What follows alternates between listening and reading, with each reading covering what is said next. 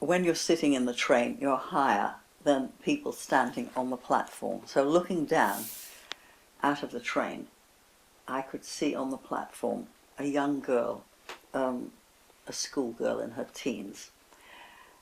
And she looked up and we caught each other's eye.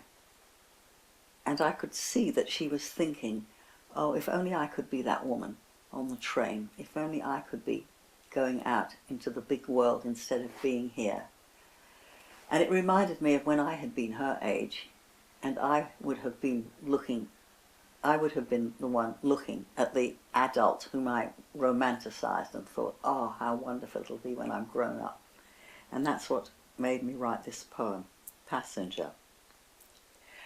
Not watching trains pass and dreaming of when I would become that traveller, glimpsed inside the carriage, flashing past a watching, dreaming child, but being the passenger, staring out at tall apartment blocks whose stark forms cut against the setting sun and bars of livid cloud, balconies crowded with ladders, boxes, washing, dead pot plants, into lighted steamy windows where women are cooking and men just home from work, shoes kicked off and sleeves rolled up, are smoking, stretched, exhausted in their sagging, half-bought chairs.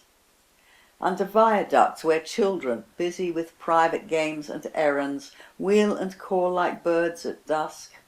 All that urban glamour of anonymity which makes me suffer such nostalgia for a life rejected and denied, makes me want to leave the train, walk down the street back to my neighbourhood of laundrettes, newsagents, grocery shops, become again that watching, dreaming girl, and this time live it out.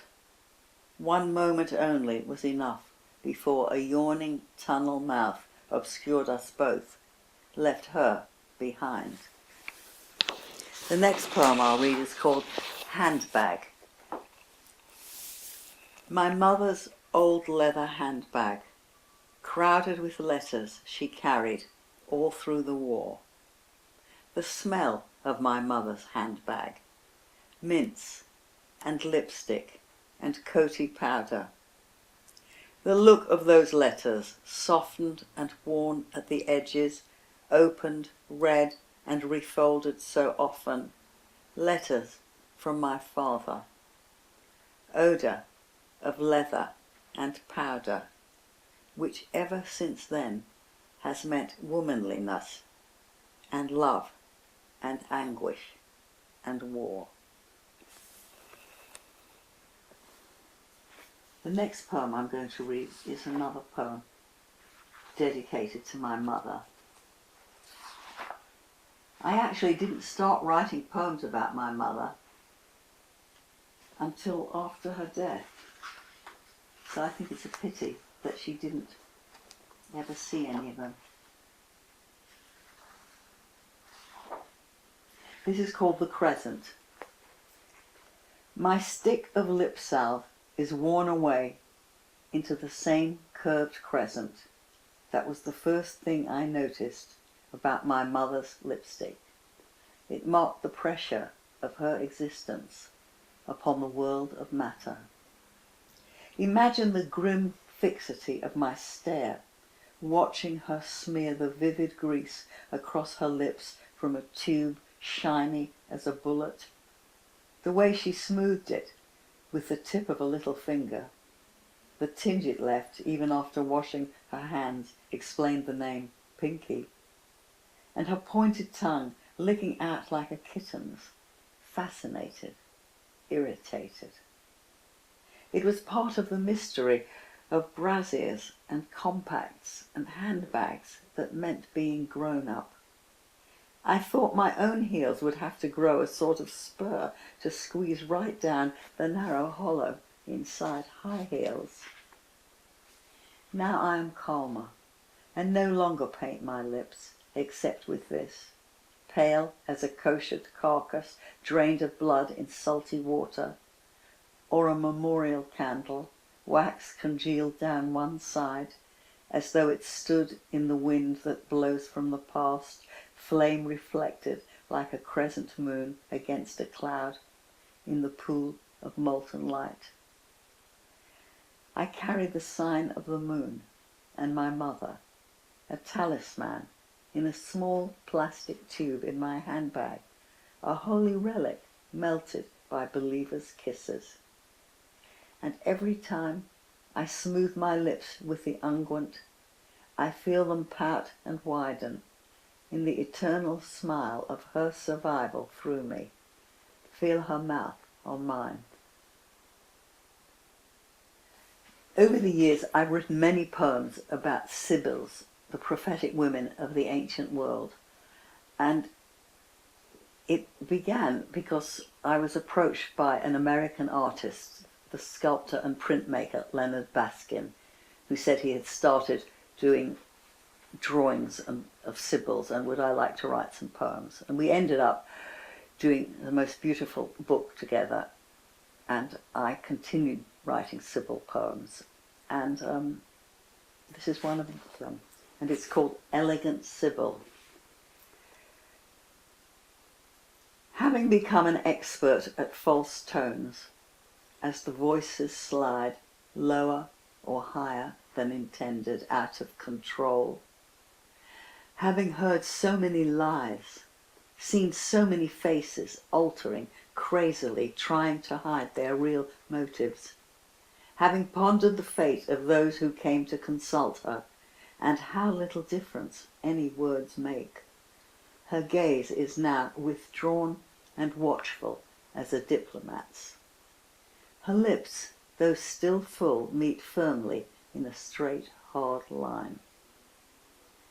But her feathered cloak and tall headdress of glorious plumage are so elegant, no one can resist her. The emperor comes to hear her pronounce almost daily. All the rich men's wives copy her style.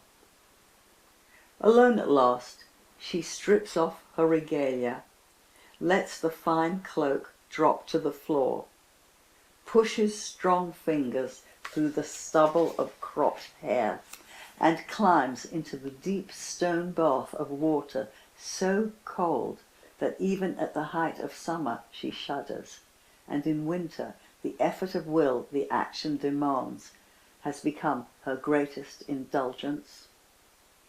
Only then is she able to think of the god and wait his pleasure. I live in London near Holland Park, and in the summer there's a theatre in Holland Park, and in the summer they have operas performed. They have a season of opera, and this poem is called Opera in Holland Park.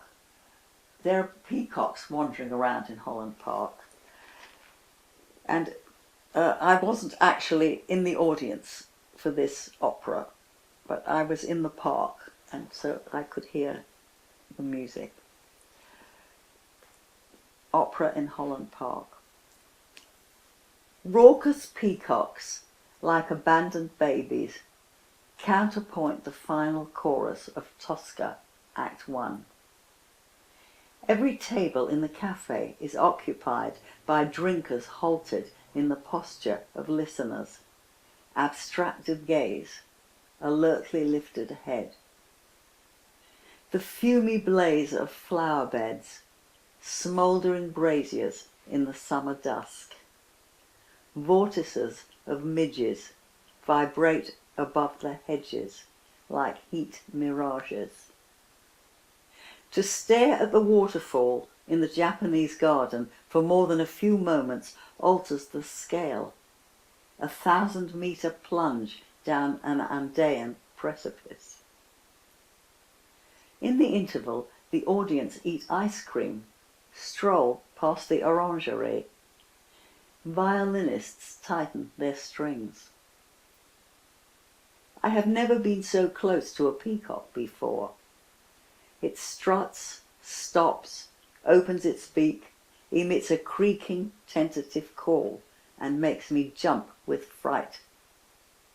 The small blue head swivels, crowned by feather antennae searching a signal.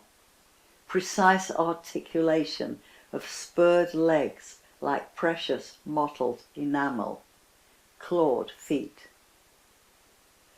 Massed trees darken into carbon paper silhouettes against the glassy tension of a paling sky perfecting its spectrum of yellow, mauve and red.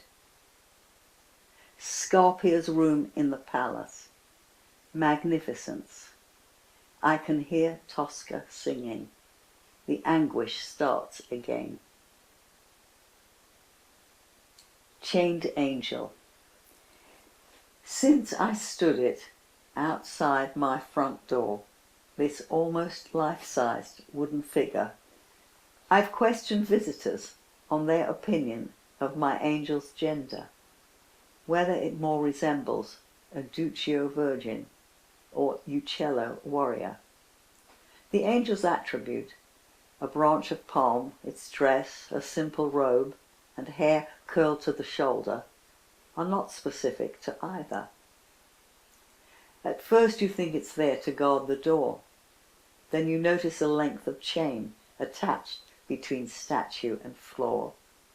How else defend my captive, so ambiguous and helpless, whose plumy wings are shackled, pinioned, who cannot protect me nor itself from harm? It has another purpose. I fear my angel soon will utter what I do not want to hear.